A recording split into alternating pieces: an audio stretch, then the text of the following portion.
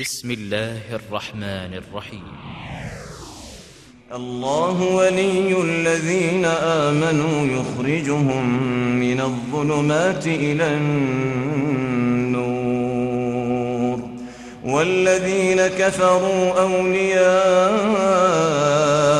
الطاغوت يخرجونهم من النور إلى الظلمات أولئك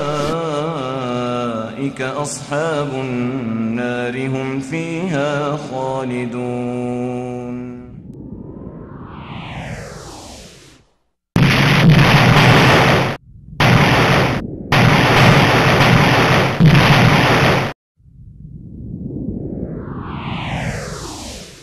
ہمارے پروگرام کے بارے میں جاننے کے لیے یا ہمیں اپنے قیمتی مشوروں سے نوازنے کے لیے براہ کرم ہم سے ان پتوں پر رابطہ فرمائیں.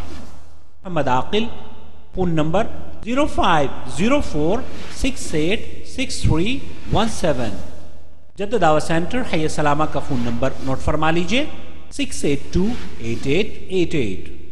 دہلی میں دارالکتب الاسلامیہ 419 اردو مارکیٹ، گلی مٹیا محل، جامع مسجد دہلی. Phone number 232691123. السلام علیکم ورحمۃ اللہ وبرکاتہ.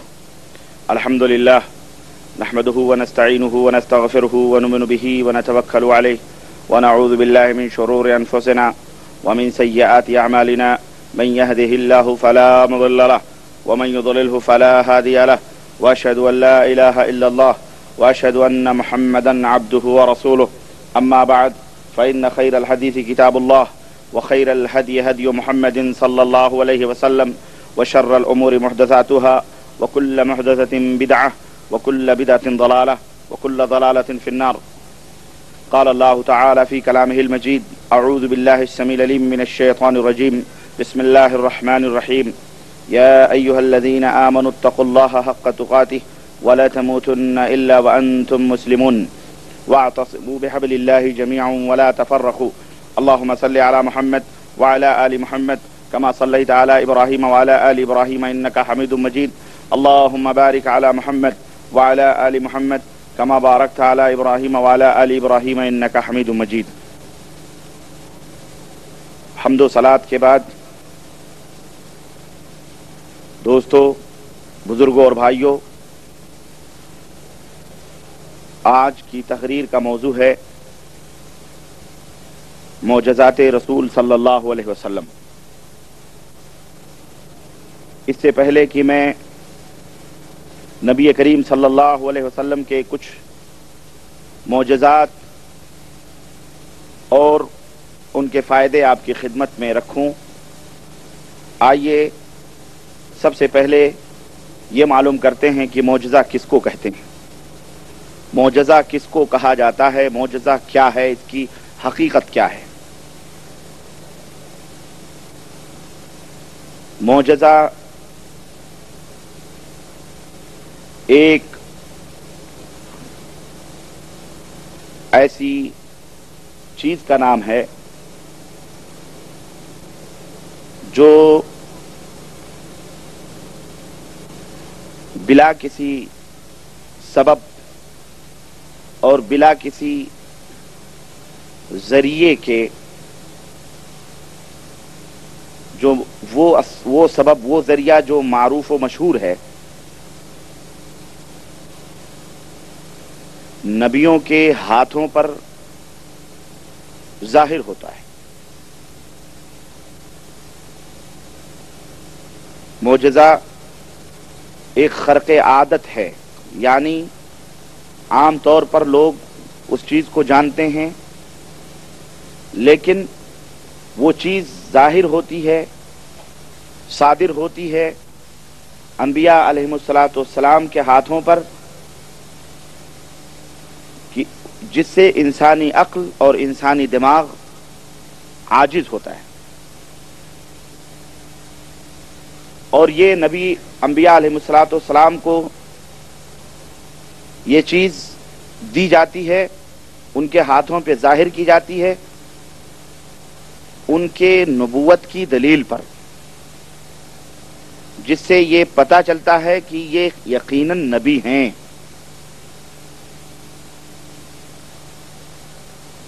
یہ ہے معجزہ، جو نبوت کی دلیل پر، نبی کے نبی ہونے کی دلیل کے لیے نبیوں کے ہاتھوں پر ایسی خرق عادت چیز ما فوق الفطری قوت کا ظاہر ہونا،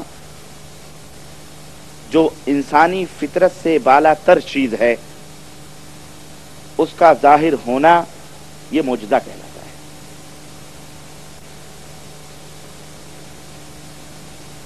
اور اسی سے ملتی جلتی چیز کرامت ہے۔ کرامت یہ بزرگی کو کہتے ہیں۔ کرامت اللہ تبارک و تعالی اپنے صالح اور نیک بندوں کے ہاتھوں پر کسی چیز کو ظاہر فرماتا ہے، اسے کرامت کہا جاتا ہے۔ اور ایک تیسری چیز ہے استدراج، جو بظاہر انہی کرامتوں اور معجزات کی طرح ہوتا ہے، لگتا ہے کہ یہ بھی کرامت ہے، یہ بھی معجزہ ہے، لیکن چونکہ ان چیزوں کا ظہور یا وہ چیزیں جو ظاہر ہوتی ہیں وہ بدعقیدہ، مشرک، فاسق و فاجر لوگوں کے ہاتھوں پہ ظاہر ہوتی ہے، اس لیے اس کو کرامت کا نام نہیں دیا جاتا ہے، بلکہ اس کو استدراج کا نام دیا جاتا ہے۔ قرآن کریم میں اللہ وحدہ لا شریک نے ارشاد فرمایا والذین کذبوا بآیاتنا سنستدرجهم من حیث لا یعلمون، اور وہ لوگ جو ہماری آیات جھٹلاتے ہیں ہم ان کو بتدریج لیے جا رہے ہیں اس طور پر کہ ان کو خبر بھی نہیں۔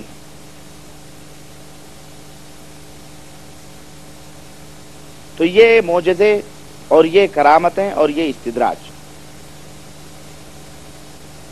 ایک حقیقت اور بھی میں بتاتا چلوں، استدراج کی مثال میں ایک حقیقت اور میں بتلاتا چلوں۔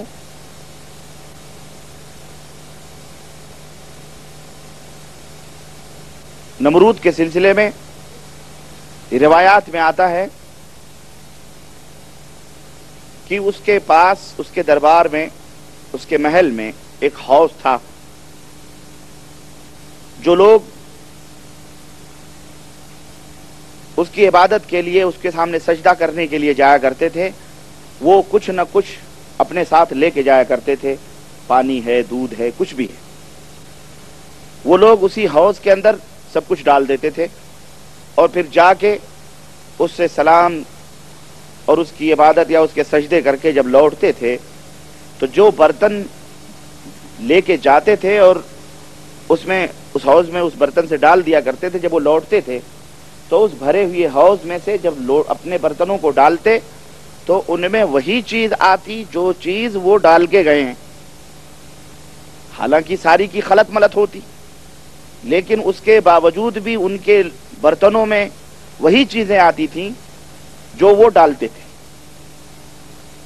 ایک آدمی یہ دیکھ کے حیران رہتا تھا کہ اس میں گندم بھی ہے، اس میں چاول بھی ہے، اس میں دودھ بھی ہے، اس میں شکر بھی ہے، اس میں شہد بھی ہے، اس میں بہت ساری چیزیں ڈلی ہوئی ہیں اور سب مکس ہیں، ملی ہوئی ہیں، لیکن ہم جب اپنا برتن ڈالتے ہیں تو ہمارے برتن میں وہی چیز آتی ہے جو ہم ڈال کے گئے۔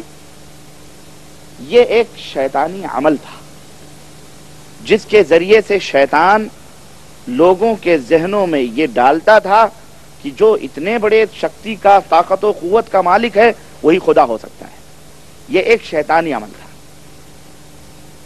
ٹھیک ہے؟ اسی کو استدراج کہا جاتا ہے۔ ایسے بہت سارے فاسق و فاجر، بددین، بد مذہب، مشرک، درگاہوں پہ مراقبے کرنے والے، قبروں کی پرستش کرنے والے یا قبروں کو سجانے سنوارنے والے، ان سے فیض حاصل کرنے والے، قبروں سے فیض حاصل کرنے والے لوگ ہیں جن کے ہاتھوں پہ ایسی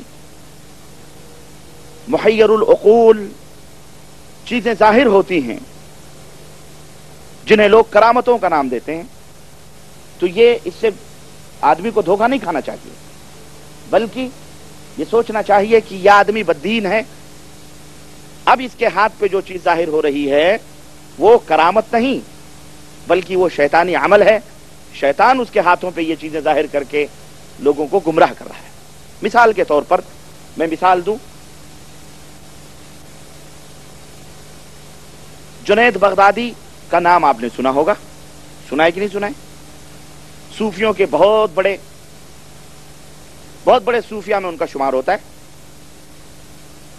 احمد رضا خان صاحب بریلی کے اپنی کتاب الملفوظ اعلی حضرت، ملفوظات اعلی حضرت میں لکھتے ہیں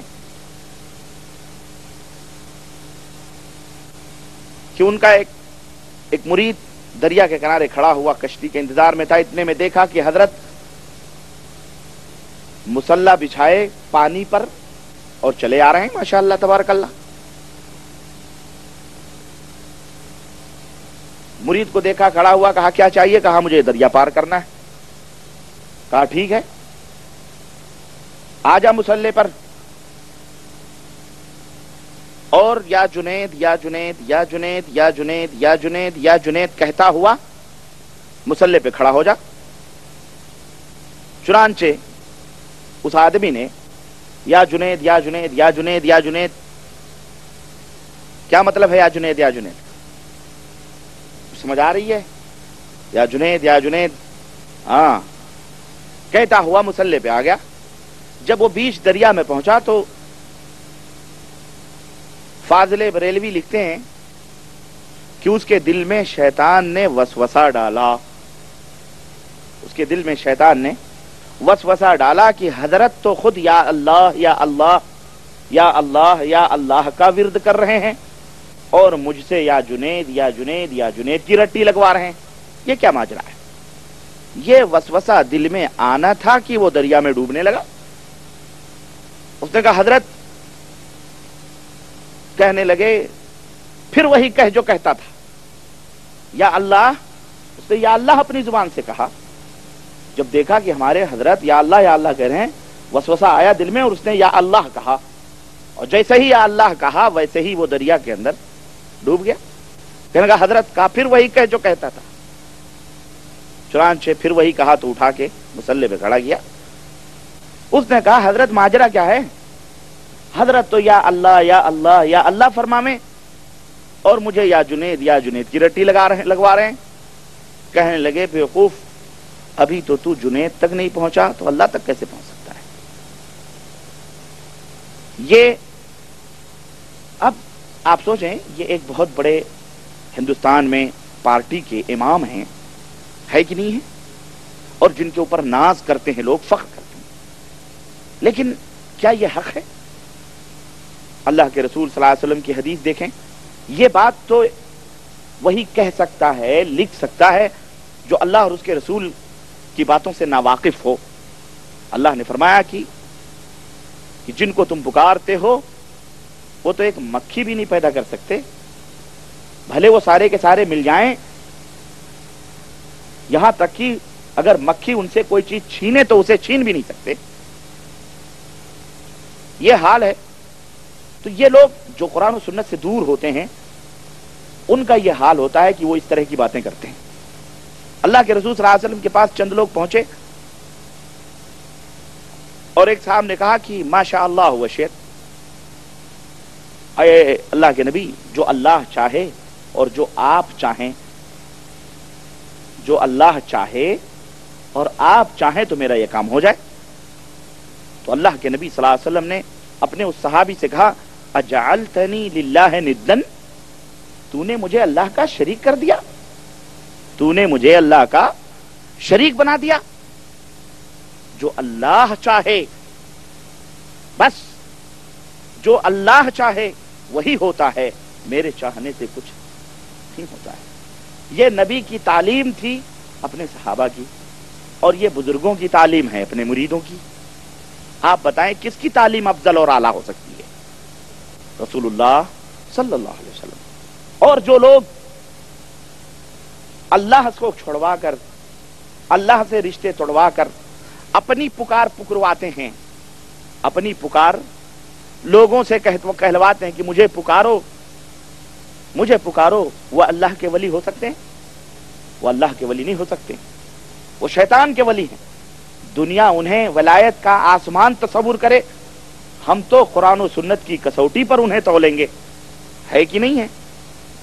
وہ اس کسوٹی پہ اتریں گے تو صحیح ہے، اس کسوٹی پہ نہیں اتریں گے تو وہ شیطان ہیں، وہ شیطان کے اولیاء ہیں۔ تو یہ کرامتیں بیان کی جاتی ہیں جناب عالی کہ حضرت چپل پہن کے سمندر پہ چل رہے ہیں، مصلی بچھا کر کے اس کے اوپر چل رہے ہیں، یہ کرامت نہیں ہے، یہی شیطانی عمل ہے جس کے ذریعے سے ایک آپ دیکھیں تذکرۃ الرشید کا حوالہ میں نے دیا تھا کہ ایک بزرگ ذکر کر رہے تھے، مولانا رشید احمد گنگوہی دیوبند کے سب سے بڑے فاؤنڈر ہیں، وہ بنیاد ڈالنے والے اور تبلیغی جماعت دیوبند کے علماء کے سب سے بڑے قطب الاقطاب غوث الاعظم ہیں، اور میں نے حوالہ دیا تھا تذکرۃ الرشید کا۔ وہ کہتے ہیں کہ دیکھا ہم نے تو حضرت میاں جی نور محمد کواڑ کھلا ہوا تھا تو ان کے دھڑ الگ الگ تھے، ہاتھ الگ، سر الگ، پیر الگ، جسم الگ، سب الگ الگ وظیفے کر رہے ہیں، اور جیسے ہی دیکھا سب دروازہ کھولا تو سارے دھڑ مل گئے، کہنے لگے کسی سے کہیو نہیں۔ یہ کرامت ہے۔ صحابہ کرام نبی کریم صلی اللہ علیہ وسلم سے بڑھ کر کوئی اللہ کا ذکر کرنے والا اس دنیا میں پیدا ہو سکتا ہے؟ ان کی امت میں ایسا کوئی وہ ذکر کریں تو کچھ نہ ہو۔ اور ہمارے مولوی حضرات جو فارغ ہیں ان سے سامنے جب ہمارے عوام، جب ہمارے بیچارے لوگ باتیں کرتے ہیں، ایک صاحب ابھی کتاب لے کے گئے تھے وہی تذکرۃ الرشید کے، ایک قاسمی صاحب ہیں دیوبند کے، ان کو دکھانا ہے، ان کو یقین نہیں آ رہا ہے، دکھایا بھی تو اس کو کیا گھما دیا معلوم ہے؟ کہنے لگے یہ بزرگوں کی کرامتیں ہیں۔ ہم نے کہا تم نے پوچھا نہیں کہ نبی سے، صحابہ سے تو ایسی کرامتیں نہ نکلی، یہ تو شیطانی شعبدہ بازیاں ہیں۔ کسی نے ہمیں کل خبر دی کہ جناب وہ مولوی حضرات یہاں کچھ ہیں سنائیہ میں، وہ لوگوں کو کہتے ہیں کہ جی ربانی کہتا ہے کہ دیوبند کے علماء خنزیر کے ٹولے۔ میں نے کہا ہے خود اپنے آپ خنزیر بن رہے ہیں، خود اپنے آپ کتے بن رہے ہیں، خود اپنے آپ بلی بن رہے ہیں، بدنام کرتے ہیں، لوگوں کو روکتے ہیں مت جاؤ پروگراموں میں، اللہ کی قسم بتا رہا ہوں یہ لوگ اللہ کی راہوں میں روڑے پڑے ہوئے ہیں، اور کہتے ہیں ہم دعوت دیتے ہیں، ہم دعوت دیں، ہم تبلیغ کریں تو حرام ہو، اور حضرت جاہل ہو کر کے شرک کی طرف بلائیں، بدعت کی طرف بلائیں، اور ہم روکیں تو ہم فتنے باز ہیں، ہم امت کے شرازے کو منتشر کر رہے ہیں۔ یہ کتنی بڑی دھاندلی ہے، یہ دھاندلی ہے کہ نہیں ہے؟ یہ میرے عزیز ایسی بات ہرگز نہیں کرنی چاہیے، بلکہ عدل کرو، انصاف کرو، اور حقیقتوں سے آنکھیں نہ چراؤ۔ کوئی کسی کی خبر میں نہیں جائے گا، کوئی کسی کی خبر میں نہیں جائے گا۔ ہمارا کام بھلائیوں کا حکم دینا ہے اور برائیوں سے لوگوں کو روکنا بھی ہے، برائیوں کی نشاندہی بھی کرنی ہے، ہماری یہ ذمہ داری ہے کہ نہیں ہے؟ ہاں، ہمیں میٹھے کی بھی لذت بتلانی ہے اور کڑواہٹوں کو بھی بتلانا ہے کہ یہ کڑوی چیزیں۔ غرض تو یہ کرامتیں جو میں نے چند مثالیں دی، یہ کرامت بزرگوں کی، یہ کوئی بات ہے؟ یہ تو شیطانی وسوسے، بہرحال اس تعلق سے کافی مثالیں آ سکتی ہیں۔ تو یہ استدراج ہے۔ یہ کیا کرامت اگر آپ کو دیکھنی ہے، اللہ اکبر، کرامت دیکھنی ہے تو آپ دیکھیں حضرت عقبہ بن نافع جو القدر صحابی ہیں، جہاد میں ہیں، اللہ سے دعا کرتے ہیں اللہ یہ تیرا ٹھاٹھے مارتا ہوا سمندر پار کرنا ہے، مجاہدین کو لے کے گھوڑے ڈال دیتے ہیں، سمندر میں ڈال دیتے ہیں، اللہ تبارک و تعالی ان کی حفاظت فرماتا ہے اور وہ بآسانی پار ہو جاتے ہیں سمندر سے۔ پھر اپنے فوجیوں سے پوچھتے ہیں، مجاہدین سے، کسی کا کچھ غائب ہوا ہے؟ کسی نے کہا میرا مٹی کا، میرا لکڑی کا پیالہ غائب ہوا ہے، لوٹا غائب ہوا ہے، کچھ بتلایا اس نے؟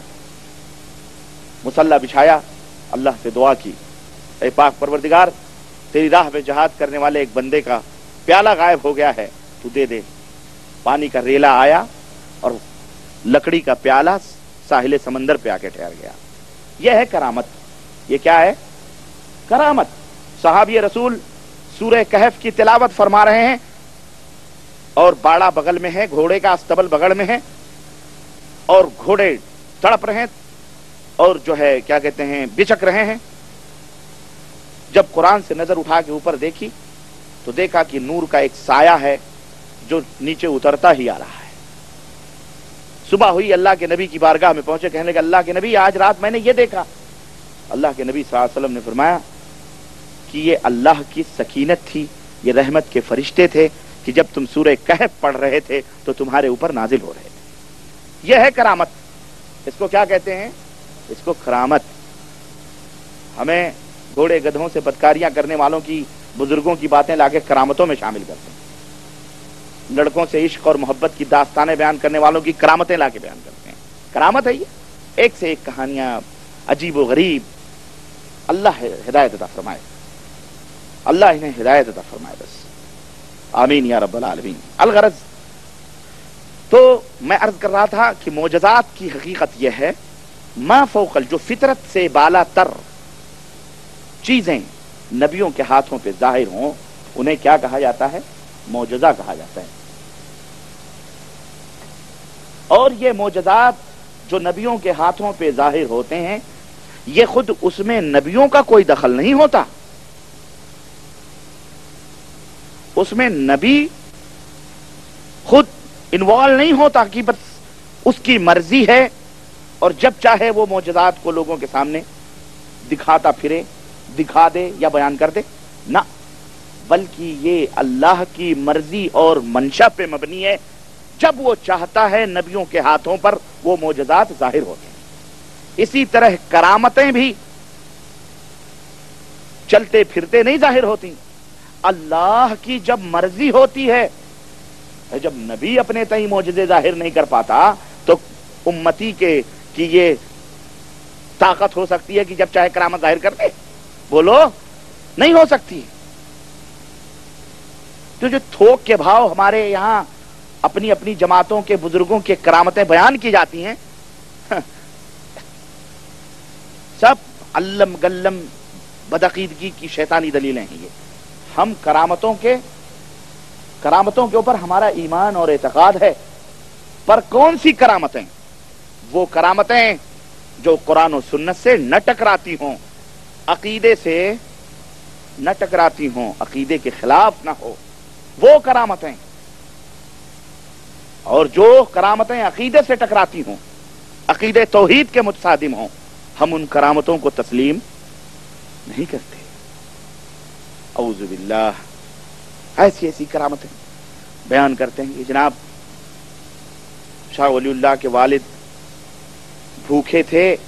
زکریا صاحب نے لکھا ہے اپنی فضائل اعمال تبلیغ نظام میں, دیکھا آنکھیں کھلی ہوئی ہیں تو نبی صلی اللہ علیہ وسلم کی روح مڈلاتی ہوئی آ رہی ہے. استغفر اللہ. ہندوستان روح مڈلاتی ہوئی آ رہی ہے اور ہاتھوں میں 2-4 بال دے کر کے, بیمار تھے, ہاتھوں میں 2-4 بال دے کر کے گئی وہ روح. کہا تو شفا یاب ہو جائے گا, میرے بچے تو شفا یاب ہو جائے گا. یہ کرامت ہے. یہ کیا ہے؟ یہ زکریا صاحب اتنی بدعقیدگی. استغفر اللہ. ایک سے ایک بات ہے, چھوڑیں آپ حضرات پڑھیں اس کو, خود آپ کی سمجھ میں یہ بات آئے گی. میں عرض یہ کر رہا تھا کہ معجزات جو نبیوں کے ہاتھوں پہ ظاہر ہوتے ہیں اس میں نبی کا خود دخل نہیں ہوتا, بلکہ بسا اوقات نبی کو پتا ہی نہیں چلتا کہ یہ معجزہ ظاہر ہونے والا ہے. یہ نقطہ ذرا ذہن میں رکھنا. نبی کو پتا بھی نہیں ہوتا کہ یہ معجزہ ابھی ظاہر ہونے والا ہے. اس کی دلیل قرآن کریم میں سورہ النمل آیت نمبر 10 آپ اٹھا کے دیکھیں. اللہ وحدہ لا شریک نے حضرت موسیٰ علیہ السلام سے پوچھا. قرآن کی مختلف مقامات پر موسیٰ علیہ السلام کے تذکرے ہیں اور مختلف طریقے سے اس کو بیان کیا گیا ہے. کہیں اللہ نے پوچھا ما تلک بیمینک یا موسیٰ, اے موسیٰ تمہارے داہنے ہاتھ میں کیا ہے؟ کہنے لگے اللہ یہ میرا عصا ہے, میں اس سے ٹیک لگاتا ہوں, میں اس سے بکریوں کے لیے پتے جھاڑتا ہوں, اس سے میں اور بھی کام کرتا ہوں. اللہ نے کہا زمین پہ ڈال دو. زمین پہ ڈالا تو وہ ایک پھنپھناتا ہوا سانپ بن گیا. اللہ نے فرمایا کہ موسیٰ اپنے دل میں ڈرے मूसा अपने दिल में डरे, अल्लाह ने फरमाया पकड़ लो, हम इसको फिर आसा बना देंगे।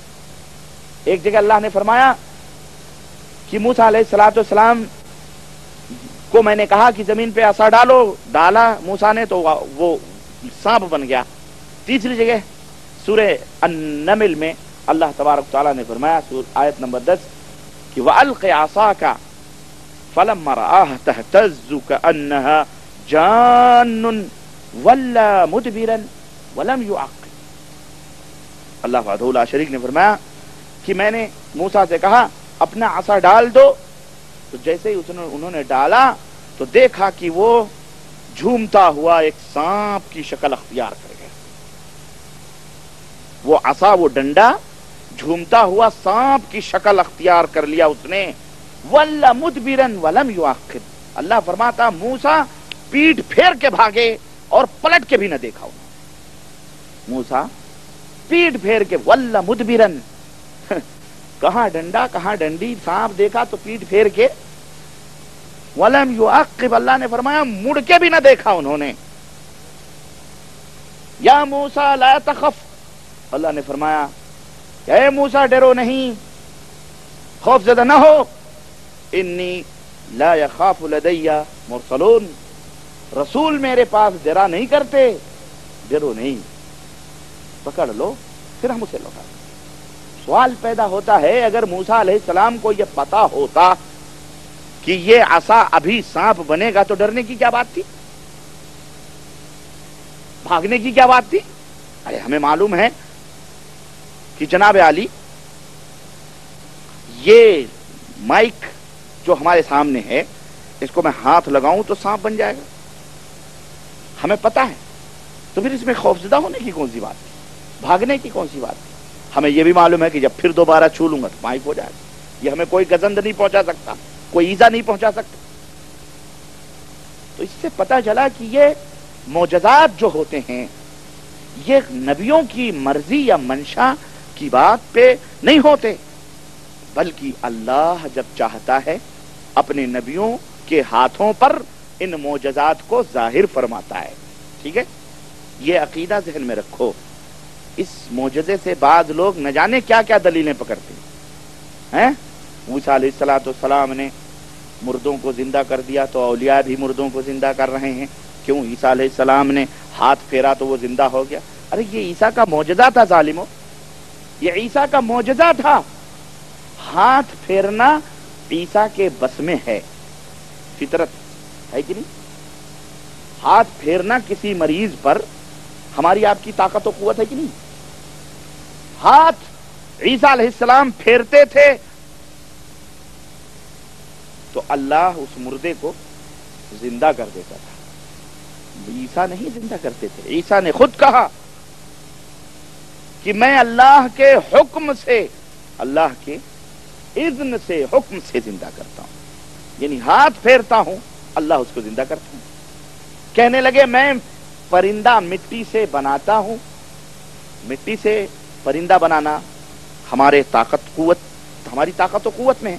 एक मिट्टी का ढांचा बनाना हमारी ताकत है कि नहीं? उसमें फूंक मारना हमारी ताकत है कि नहीं?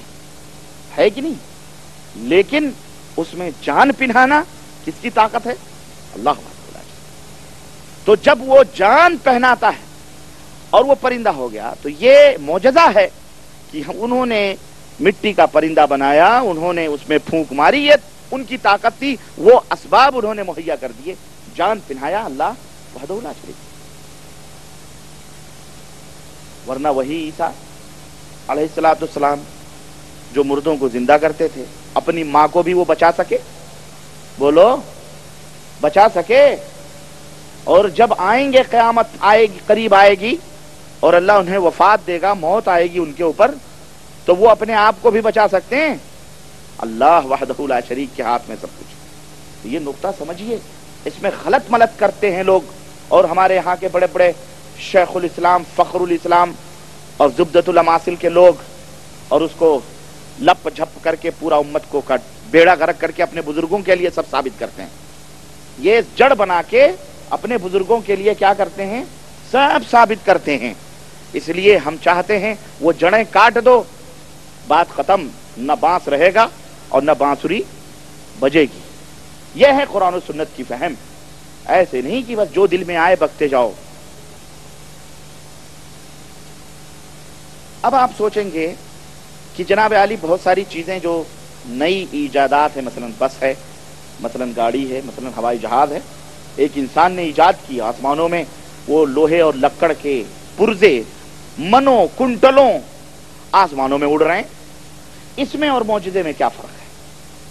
एक जहन में कोई शक और शुबहा पैदा कर सकता है कि इसमें और मौजूदे में क्या फर्क है। आखिरकार हवाई जहाज का बनाने वाला भी तो एक इंसान है, उसने लोहे लक्कड़ जमा किए और जनाब आली पेट्रोल भरवाया या कुछ भी जो जिससे वो चलते हैं, और जनाब आली वो आसमानों के ऊपर सैकड़ों मन और कुंटल लेकर के वो प्लेन उड़ता है। तो मौजज़ा और इसमें क्या फर्क है? मौजज़े में और इसमें बुनियादी फर्क यह है कि मौजज़ा जो होता है, मौजज़ा जो होता है उसका सबब आदमी को मालूम नहीं होता है, उसका सबब मालूम नहीं होता है। अल्लाह चाहता है तो जाहिर फरमाता है। अल्लाह के नबी को हुक्म हुआ आप इशारा करें, नबी जमीन पे इशारा कर रहे हैं, चांद दो टुकड़े हो रहा है। कोई सबब है? कुछ भी नहीं, अल्लाह का हुक्म है, हो रहा है। लेकिन ये जो नई ईजाद करदा चीजें हैं जो उड़ रही, ये जो चल रही हैं, दौड़ रही हैं इंसानों की तरफ, ये इंसान के तजर्बों और इंसान के अक्ल और दिमाग की उपज है, पैदावार है। इंसान ने इसके ऊपर रिसर्च किया है, तजर्बा किया है, मखलूकात से ताउन लिया है, अल्लाह की पैदा करदा चीजों को उसने जमा किया है, जमा करके अपनी अल्लाह ने जो अकल दी है उसको इस्तेमाल करके, तजर्बा करके और उसको लोगों के सामने लाके रखा है। ठीक है, तो इसके असबाब को दुनिया जानती है। जानते हैं आप कि नहीं जानते कि हवाई जहाज वैसे फूंक मारो हवाई जहाज बन के उड़ने लगेगा? है कोई ऐसा साइंसदान? ना, बल्कि मेटेरियल सामने है, अल्लाह का पैदा किया हुआ मेटेरियल है कि नहीं? उसको उन्होंने अपने दिमाग से तरतीब दिया, रिसर्च किया और उसको उड़ाया। लेकिन जो मौजज़ा होता है उसमें इन दुनियावी मेटेरियलों का कोई दखल नहीं होता है। ये फर्क है। इसी तरह से मौजज़ा में और जादू में भी फर्क होता है। बाद लोग कहते हैं जी उसने ये कर दिया, उसने ये कर दिया, हाथ में कंकरी ली, हाथ में कंकरी ली और उसके बाद थोड़ी देर के बाद में कंकरी हमारे सामने ली, जब हाथ छोड़ा तो जनाब खनखनाते हुए पैसे गिर रहे हैं। है कि नहीं? इसमें और मौजज़े में क्या फर्क है? इसमें और मौजज़े में फर्क यह है, जो वही फर्क है कि मौजज़ात के असबाब मालूम नहीं होते हैं, किसी को नहीं पता होता है, लेकिन जादू के असबाब कम ही लोग सही लेकिन मालूमात लोगों को होती है। और जादू करने के भी जो वसाइल और तरीके हैं, कोई भी इंसान उन तरीकों और उन जरियों को इस्तेमाल करके इस नतीजे या इस मंजिल पर पहुंच सकता है कि नहीं? ठीक है, आम लोगों को नहीं मालूम है, जाहिरी तौर पर उसका सबब पोशीदा है, छुपा हुआ है, नहीं पता है कैसे उसने ये कंकरी को वो बना दिया, नहीं मालूम है। लेकिन इस जैसे कितने जादूगर हैं जिन्हें इस बात का पता है।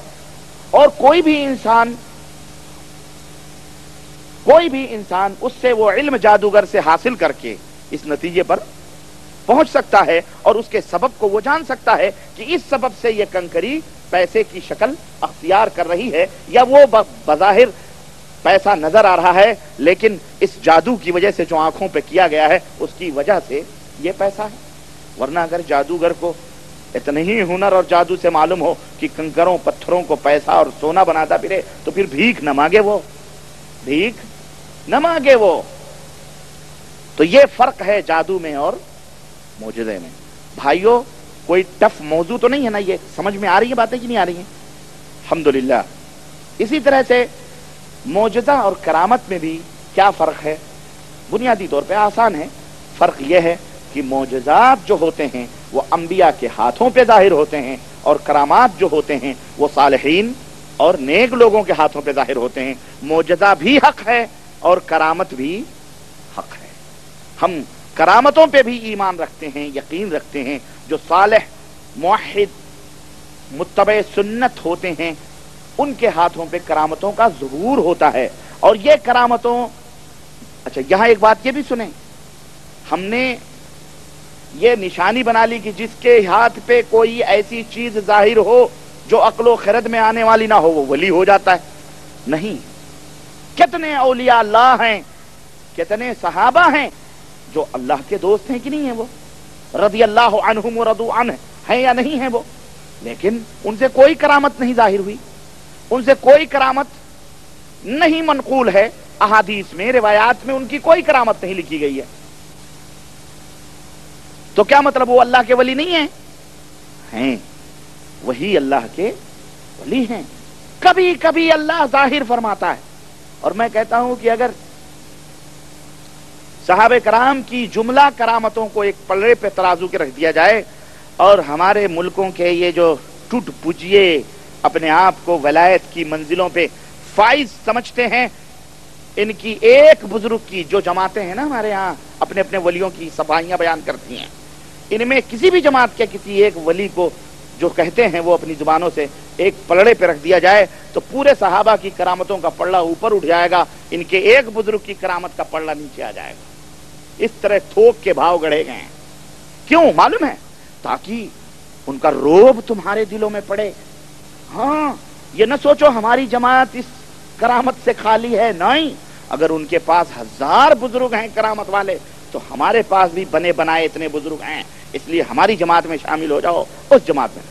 ये करामत है, ये बुजुर्ग है, ये बुजुर्ग हैं, उनके पास खिजिर आते हैं, खिजिर से मुलाकात करते हैं, जनाब आली तालीम देते हैं, तो ये करते हैं, दुनिया भर के नबी आते हैं, वो मुबश्शिरात, मनामात, ख्वाब और करामतें पूरा थोक के भाव अपनी किताबों में लिखते हैं।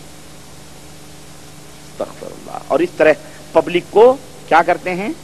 धोखा देते हैं, पब्लिक को धोखा देते हैं।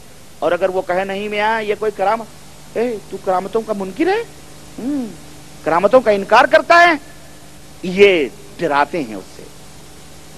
कोढ़ी कहे छू लूंगा, कोढ़ी कहे छू लूंगा, ये डराते हैं, इस तरह डराते हैं। हमें ऐसी धमकियां न दो, न हमें इससे डराओ। हमारा ईमान करामतों पे है, पर वो करामतें जो ईमान और अकीदे से मुतसादिम ना हो, टकरा न रही। तुमने जो करामतें लाई हैं, अव्वलन इनके अकीदे ही डामाडोल है, इनका पता ही लता नहीं है बेचारों का। कोई कब्र पे फैद हासिल कर रहा है, कोई मजार को चूम रहा है, कोई दरगाह की खाकें छाट रहा है, कोई अल्लाह बना बैठा है, किसी का मरकद अल्लाह का नमार बना हुआ है, किसी को हम्माम में अल्लाह के अनवार नजर आते हैं, उज़्बिल्लाह, कोई नबी का दावा किया बैठा है, कोई कुछ इनकी करामतें बयान करते हो। जाओ ले जाओ तुम अपनी टोकरियों में इन करामतों को। हमें ऐसे करामतों की जरूरत नहीं है। करामतें देखनी है, अल्लाह अकबर, तो सहाबे कराम, ताबईन, मुहद्दिसीन मौजूद हैं, जिन पर सनद और सही रिवायतें मौजूद हैं, उन करामतों के ऊपर हम ईमान और यकीन रखते हैं। आइए ये चंद फर्क समझ लेने के बाद में एक दो मोजज़ात नबी करीम सल्लल्लाहु अलैहि वसल्लम के आपकी खिदमत में अर्ज करूं।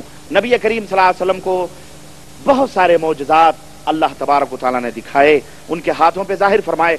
सबसे बड़ा मोजज़ा जो नबी करीम सल्लल्लाहु अलैहि वसल्लम का है, वो हम अपनी आंखों से देख रहे हैं, वो है कुरान करीम। कुरान करीम जो सबसे बड़ा मोजज़ा है जो अल्लाह ताला ने अपने नबी को दिया है, और ये क़यामत की सुबह तक बाकी रहेगा इंशाअल्लाह, अल्लाह इसकी हिफाजत करेगा। ये सबसे बड़ा मोजज़ा है जो हम अपनी आंखों से देख रहे हैं।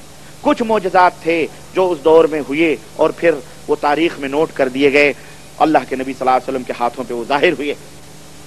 मिसाल के तौर पर सही बुखारी के अंदर हज़रत अब्दुल्लाह इब्न मसूद रज़ी अल्लाह ताला अन्हु से रिवायत है, कहते हैं, और बहुत सारे मोजज़ात हैं, मैं कहाँ तक जिक्र करूँ, एक दो मोजज़ात मैं आपकी खिदमत में जिक्र करके फिर सवालात व जवाबात का सिलसिला हम शुरू करेंगे। इन मिसालों के जरिए ये मोजज़ात की बुनियादी बहस थी जो मैंने आपकी खिदमत में रख दी। इतना समझ लेने के बाद में आप फिर चलते रहें, ठीक है? ये वो हद बंदियां हैं, ये उस सरहदें हैं जिनकी निशानदेही मैंने कर दी है, बाउंड्री लाइन खींच दी है कुरान और सुन्नत की रोशनी में। अब इस दायरे में रहकर इस ढर्रे पर, इस महवर पर, इस कसौटी पर तौलते जाओ और छांटते जाओ, ठीक है? हजरत मोहम्मद रसूलुल्लाह صلی اللہ علیہ وسلم حضرت عبداللہ ابن مسعود فرماتے ہیں کہ ہم ان کے ساتھ ایک سفر میں تھے، پانی کم پڑ گیا۔ اللہ کے نبی صلی اللہ علیہ وسلم نے فرمایا لوگوں جن کے پاس جتنا پانی ہے لاؤ، تھوڑا بہت جتنا بھی ہے۔ صحابہ کرام ایک پیالے میں پانی لے کے نبی کریم صلی اللہ علیہ وسلم کی خدمت میں حاضر ہوئے اور ایک برتن میں لا کے پانی نبی کریم صلی اللہ علیہ وسلم کے ساتھ سامنے رکھ دیا۔ آپ صلی اللہ علیہ وسلم نے اپنے دست مبارک اس پیالے میں ڈالا۔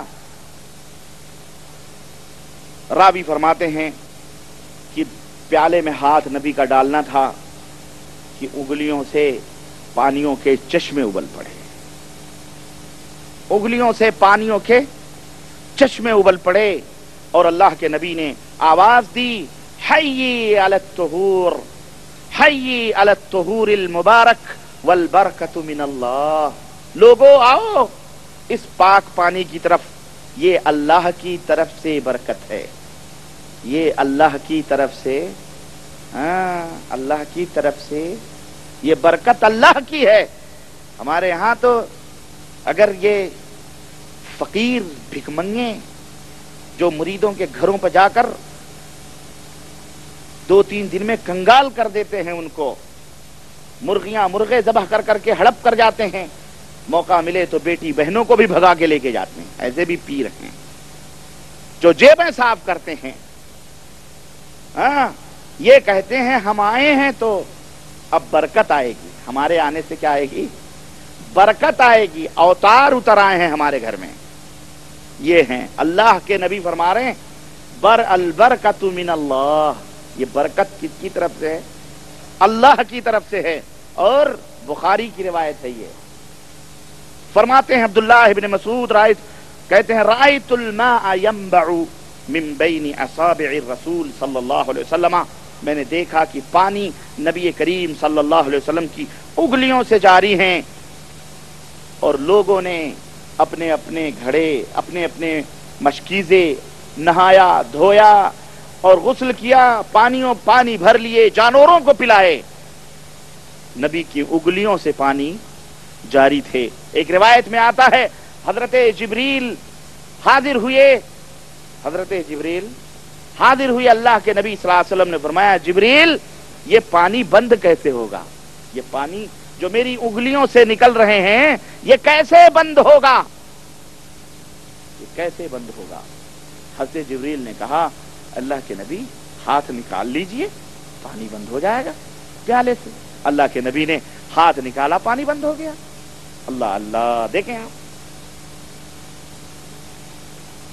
یہ معجزہ کس کی طرف سے ہے؟ اللہ تبارک و تعالی اپنے نبی کو اپنے بندوں کے دلوں میں نبی کی محبت اور اپنی رحمتوں اور بے پایا کرموں کا مظہر دکھانے کے لیے اللہ تبارک و تعالی نے اپنے نبی کی انگلیوں سے پانی کے چشمے جاری فرما دیے۔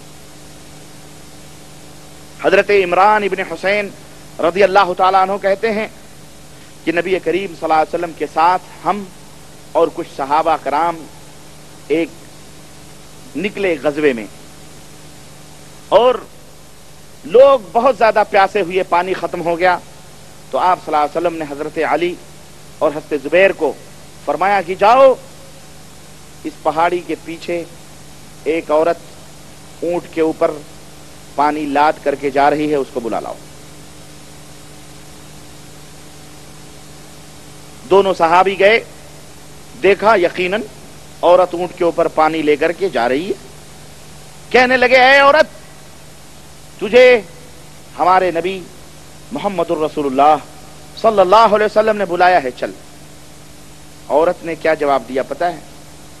فقالت من رسول اللہ، اس عورت نے کہا کون ہے رسول اللہ؟ ھذا الصابی، ھذا الصابی، یہ ہے رسول اللہ جو اپنے باپ داداؤں کے دین سے پھر گیا ہے۔ اس کو لوگ کیا کہتے تھے؟ بولو، صابی۔ اس کو کیا کہتے تھے جو اپنے باپ داداؤں کے دین کو چھوڑ دے؟ اس کو کیا کہتے تھے؟ صابی۔ اس دور کے مشرکین انہیں کیا کہا کرتے تھے؟ صابی۔ اس نے کہا یہ صابی جو اپنے باپ داداؤں کے دین سے پھر گیا ہے۔ انہوں نے کہا تو جس کی طرف اشارہ کر رہی ہے وہ برحق نبی ہیں، برحق رسول ہیں. جاءت المرأة الى رسول اللہ صلی اللہ علیہ وسلم، عورت نبی کریم صلی اللہ علیہ وسلم کے پاس آئی. فامر ان یؤخذ من مزادتیہا، اللہ کے نبی نے حکم دیا کہ اس کے اونٹ سے جو دونوں مشکیزیں ہیں اتارو. مشکیزیں اتارے اور تھوڑا سا پانی اللہ کے نبی نے ایک برتن میں لیا اور پھر اس میں دعا فرمائی اور فرمایا کہ اس پانی کو اس مشکیزے میں پھر ڈال دو. اس پانی کو اس مشکیزے میں پھر ڈال دیا گیا. ثم امر بفتح المزادتین، پھر آپ صلی اللہ علیہ وسلم نے حکم دیا کہ اب مشکیزے کے منہ کھول دو. انہیں کھول دیا گیا.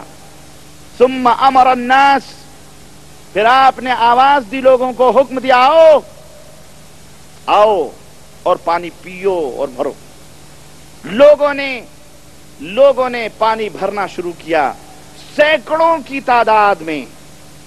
صحابہ کرام فرماتے ہیں ہم سینکڑوں کی تعداد میں تھے. لوگوں نے اپنے برتن بھرے، وضو بنائے، غسل کیے، جانوروں کو پانی پلایا اور جمع بھی کر لیا، اپنے کپڑے بھی دھوئے، سب کچھ انہوں نے کیا. سب مطمئن ہو گئے.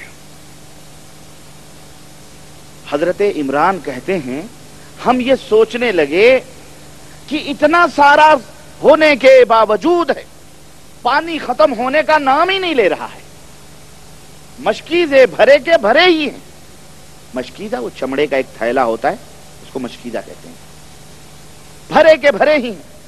اللہ کے رسول صلی اللہ علیہ وسلم نے فرمایا اے عورت تیرے پاس کوئی کپڑا ہے؟ اس نے کپڑا دیا، آپ نے پھیلا دیا اور فرمایا کہ بھائی اس کا پانی استعمال کیا ہے تم لوگوں نے، جس کے پاس جو غلے ولے ہیں لا کے رکھو، دو اس کو. لوگوں نے غلے ولے لائے، یہاں تک کہ اس کا کپڑا پورا بھر گیا، گٹھر بن گیا. اللہ کے نبی نے فرمایا اس عورت سے کہا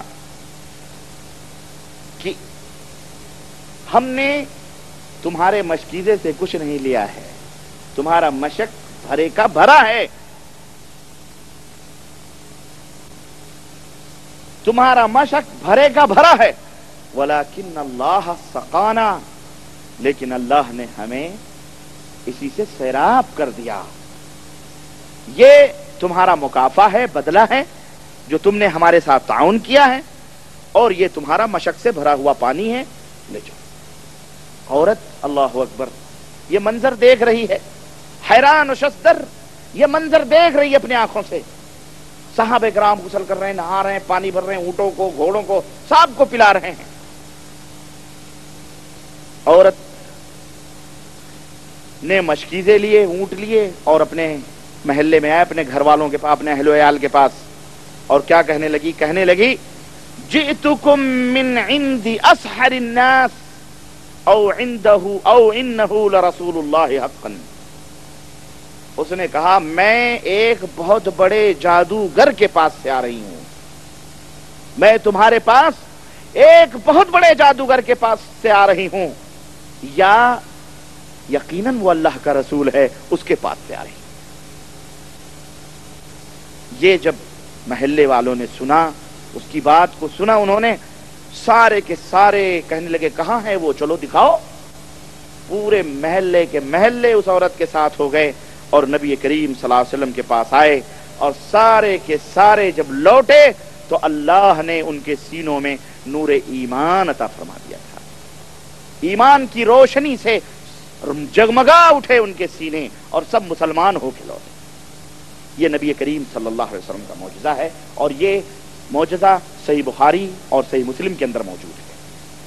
آئیے اس معجزے کے چند نکات ہم آپ کی خدمت میں رکھتے ہیں. نمبر 1، اللہ کے رسول صلی اللہ علیہ وسلم نے صحابہ کرام کی توجہ اپنی طرف نہیں بلکہ ان کے تعلق کو جوڑا تو اللہ کی طرف جوڑا، اور کیا فرمایا؟ البرکت من اللہ.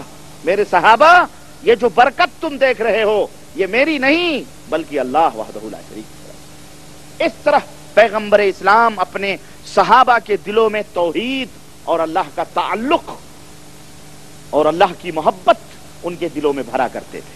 اس طرح آج ایسا کوئی کرے گا؟ وہ اپنے ہی ولایت اور بزرگی کی گواہیاں دے دے کر کے ہاں کوئی بات نہیں، ہماری شان ہے بھائی بابا، وہی شمار. اللہ کا نام کون لیتا ہے؟ نمبر 2، اس حدیث پاک سے یہ معلوم ہوا کہ اللہ اپنے نبی کو کبھی کبھی پوشیدہ باتوں سے، غیب کی باتوں سے مطلع بھی فرما دیتا ہے. جبھی تو اللہ کے نبی نے فرمایا کہ جاؤ اس پہاڑی کے پیچھے ایک عورت جا رہی ہے، 2 مشکیزیں ہیں. اللہ رب العزت پوشیدہ باتوں پہ کبھی کبھی اپنے نبی کو کیا کر دیتا ہے؟ ظاہر فرما دیتا ہے. ورنہ ہم اسی نبی کو دیکھتے ہیں. بعض لوگ یہ کہتے ہیں نہیں جی ما کانا وما یکون، جو ہو گیا، جو ہونے والا ہے قیامت تک سب کا علم نبی کو بتا دیا گیا. ان سے کوئی پوچھے جاہلو، یہ کہہ کر تم اللہ کے نبی پر کتنا بڑا بہتان لگا رہے ہو، کتنا بڑا بہتان لگا رہے ہو. اللہ کے نبی جانتے تھے کہ حمزہ شہید ہوں گے، ان کے چچا شہید کر دیے جائیں گے، فلاں آدمی شہید کرے گا.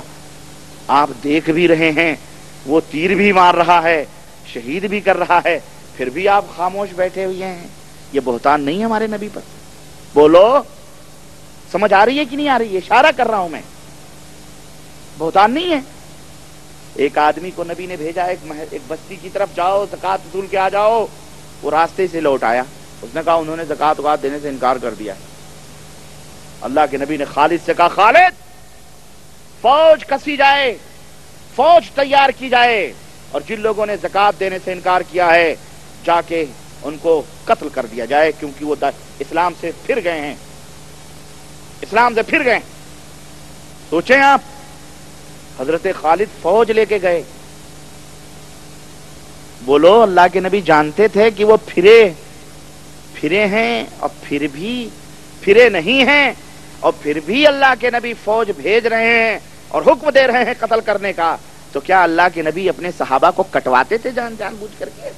یہ نبی پہ الزام ہے کہ نہیں ہے؟ بولو بولو، انہیں سمجھاؤ ذرا، انہیں سمجھاؤ، انہیں کون بتائے؟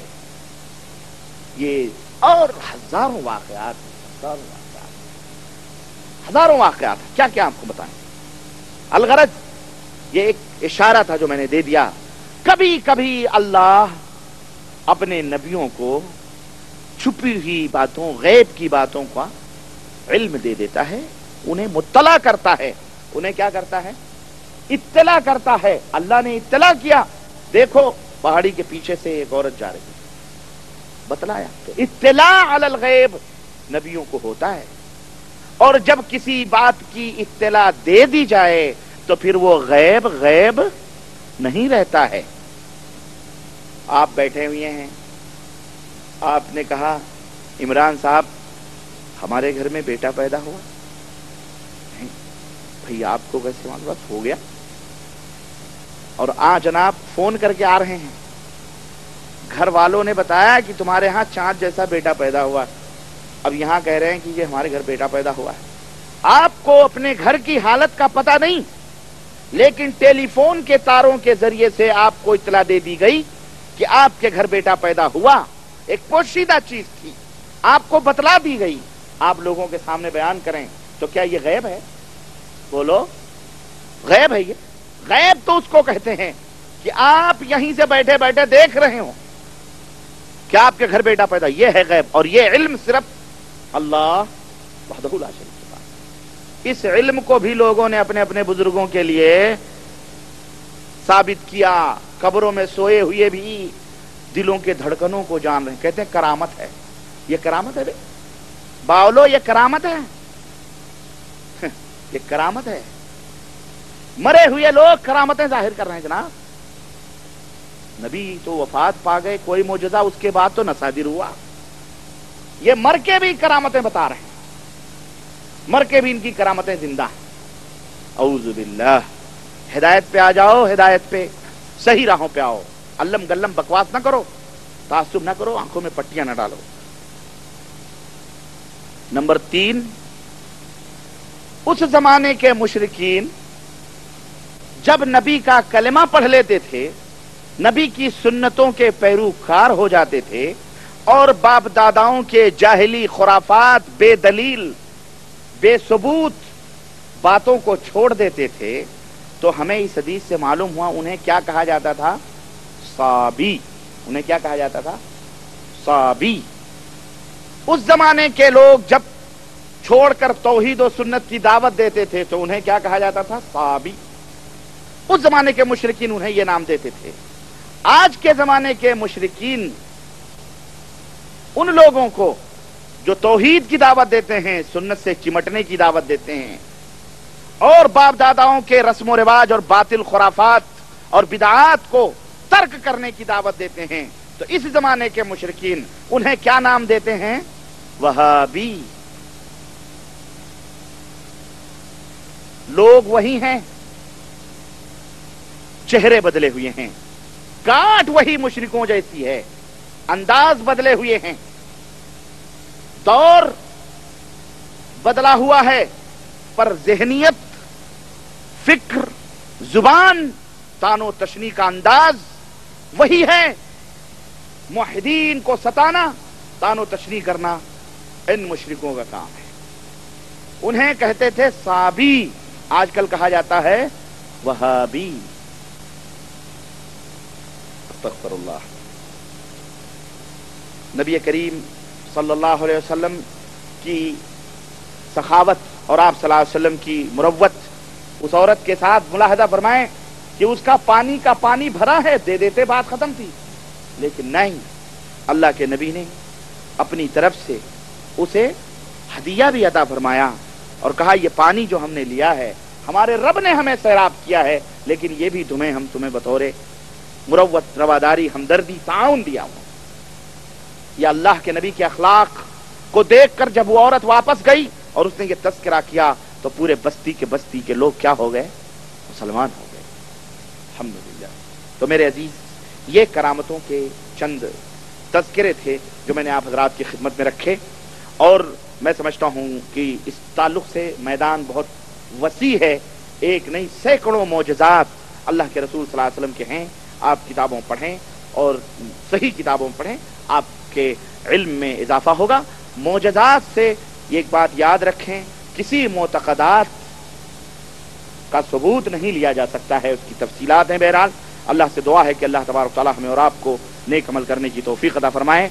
और आइए अब सवालात की तरफ बढ़ते हैं, चूँकि सवालात बहुत ज़्यादा हैं और मैं चाह रहा हूँ कि इन 2-3 जो दिन बाकी बचे हैं हमारे प्रोग्रामों के, मैं अपने मौजू की भी मुख्तसर वजाहत करूँ और आपके जो सवालात हैं उनके भी जवाब दूँ, ताकि जाने के बाद ये ना हो कि जनाब आली इन्होंने हमारे सवालों के जवाब न दिए और हमको तशना छोड़ दिया। ठीक है, तो आइए शुरू करते हैं सवालात व जवाबात का ये सिलसिला। एक साहब ने सवाल किया है कि रमज़ान के महीने में जो एतकाफ लेते हैं उसके बारे में कुरान और हदीस की रोशनी बतलाइए कि एतकाफ क्या है, क्यों लेते हैं। एतकाफ ये अल्लाह के रसूल सल्लल्लाहु अलैहि वसल्लम की सुन्नत है और ये इसलिए होता है ताकि एक बंदा दुनिया से कट कर अल्लाह की याद में मसरूफ रहे, और ये अल्लाह के नबी का हुक्म है, इसलिए इसके ऊपर अमल किया जाता है। कोई आदमी जो हिंदुस्तान में मरता है, नंबर 2, कोई आदमी जो हिंदुस्तान में मरता है उसकी नमाज जनाजा यहाँ कई दफ़ा पढ़ते हैं, क्या ये सही है जबकि उसकी नमाज जनाजा पढ़ी जा चुकी है? इस सिलसिले में बाज़ उलमा ने ये कहा है कि उसकी नमाज जनाजा जो है काफ़ी है जो पढ़ी गई, लेकिन कुछ लोगों ने कहा नजाशी की नमाज जनाजा पढ़ी गई है, इसलिए बहरहाल जायज़ है, और बस उसके लिए शर्त यह है कि कोई बड़ा आदमी मरा हो तो उसकी नमाज जनाजा पढ़ करके उसे सवाब, उसके लिए दुआ की जा सकती है, कोई हर्ज नहीं है।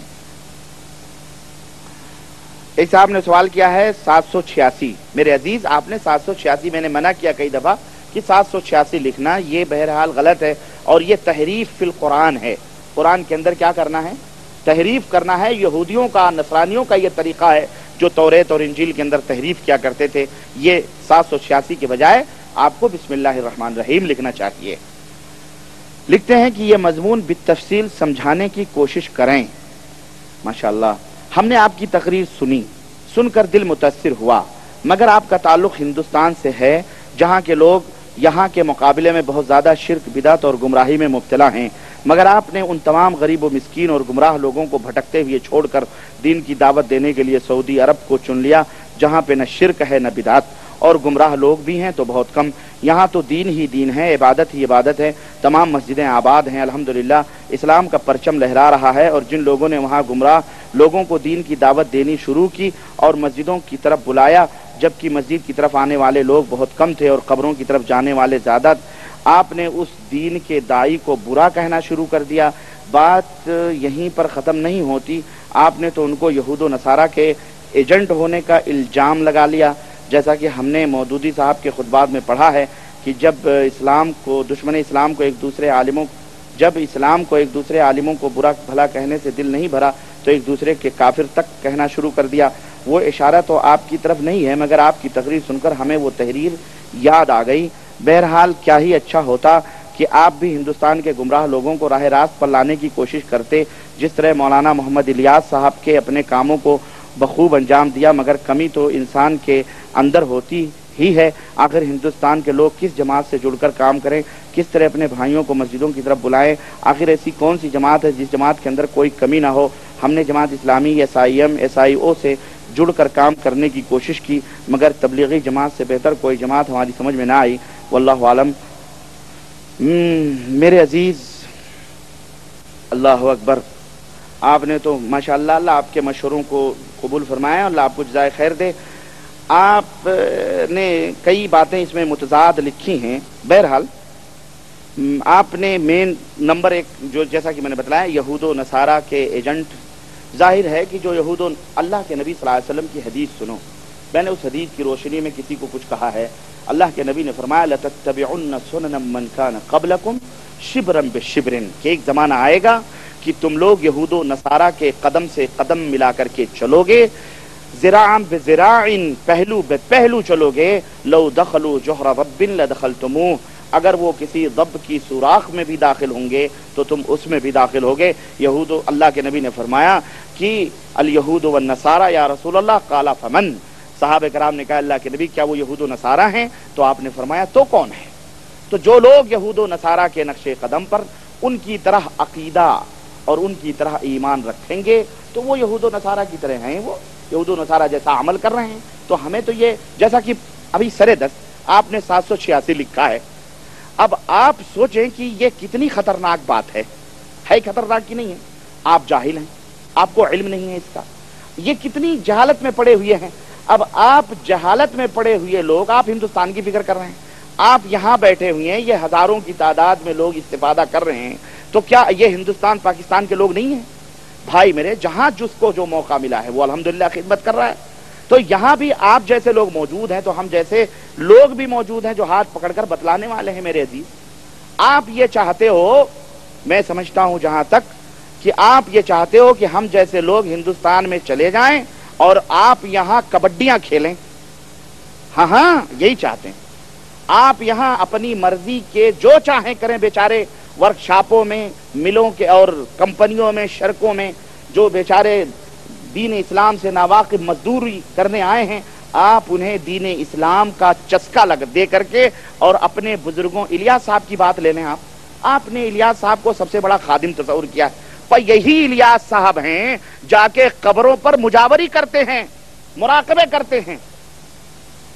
ہمیں کسی سے کوئی دشمنی نہیں ہے، ہمیں کسی سے کچھ نہیں لینا ہے۔ نماز، روزے، حج، زکوٰۃ یہ اپنی جگہ مسلم ہے، لیکن ایک مسلمان آپ سے میں پوچھنا چاہتا ہوں کہ وہ اگر نماز کے کسی ایک رکعت کا انکار کر دے تو وہ مسلمان ہے؟ وہ کافر ہے۔ اب اگر ایک شخص نے ایک رکعت کا انکار کر دیا ہے اور وہ روزہ بھی رکھ رہا ہے، حج بھی کر رہا ہے، زکوٰۃ بھی دے رہا ہے، لا الہ الا اللہ محمد رسول اللہ کی تسبیحیں بھی پڑھ رہا ہے، لیکن وہ ایک رکعت کہہ رہا نہیں، عشاء کی 3 ہی ہے، 4 نہیں ہے، وہ مسلمان ہے؟ وہ گند موجود ہے نا اس کے اندر۔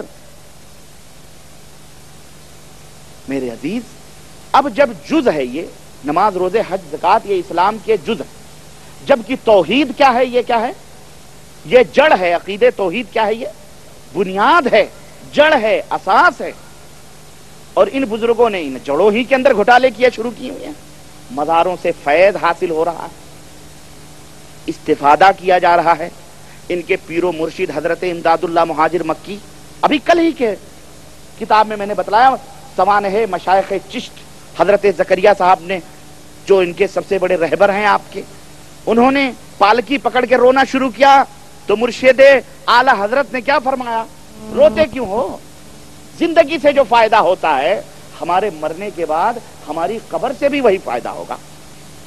آپ یہ آپ کے ذہن و دماغ میں یہ موٹا عقیدہ نہیں سمجھ میں آتا؟ ہمارے نبی نے ایسا فرمایا کیا کہ مرنے کے بعد میری قبر پہ آنا اور وہاں سے فیض اور انوار حاصل کرنا؟ استغفر اللہ۔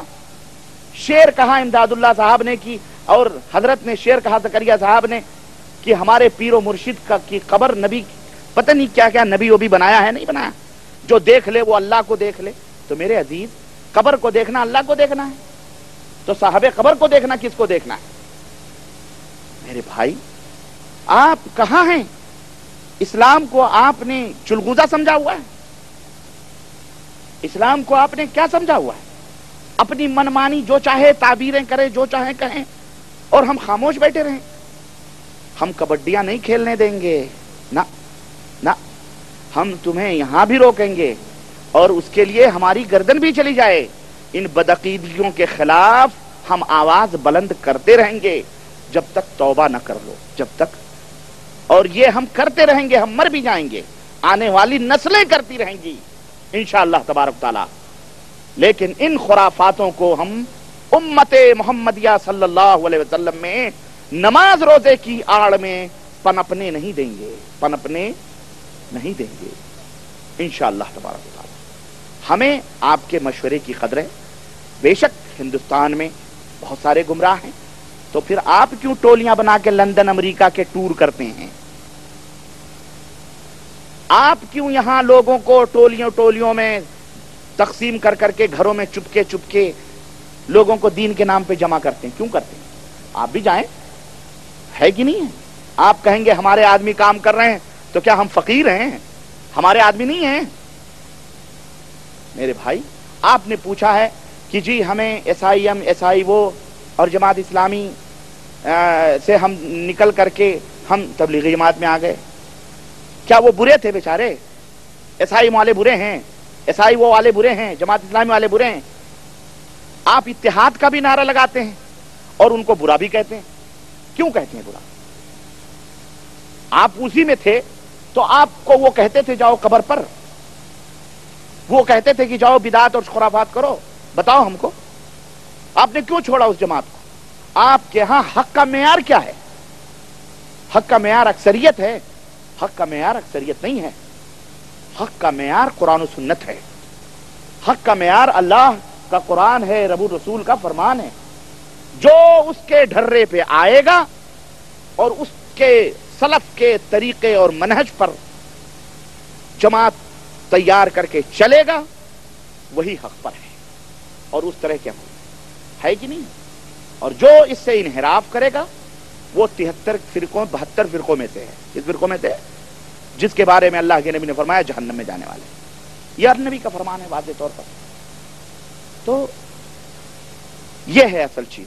اللہ آپ کو ہدایت عطا فرمائے۔ اور جہاں تک آپ نے پوچھا ہے کہ کون سی جماعت اچھی ہے، قرآن و سنت والی جماعت سے بہتر بھی کوئی جماعت اچھی ہو سکتی ہے؟ جب قرآن و سنت سے بہتر کوئی چیز نہیں ہو سکتی تو قرآن و سنت سے کے اوپر عمل کرنے والے، اس کے اوپر پکڑ کرنے والے اور اس کی دعوت دینے والوں سے بھی کوئی بہتر جماعت اس دنیا کے اندر نہیں ہو سکتی۔ اس لیے تمام جماعتوں کو چھوڑو اور اللہ اور اس کے رسول صلی اللہ علیہ وسلم کی جو